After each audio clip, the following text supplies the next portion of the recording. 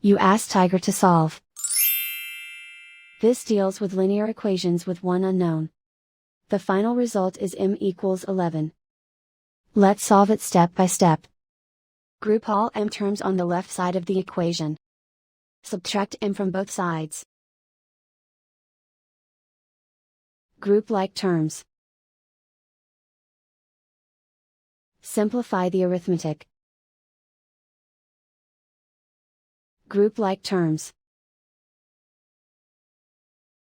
Simplify the arithmetic.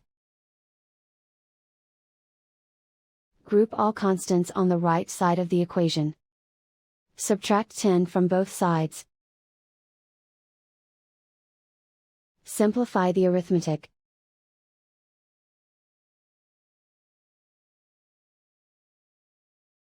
Isolate the m. Divide both sides by -2.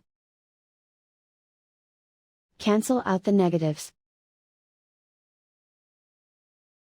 Simplify the fraction.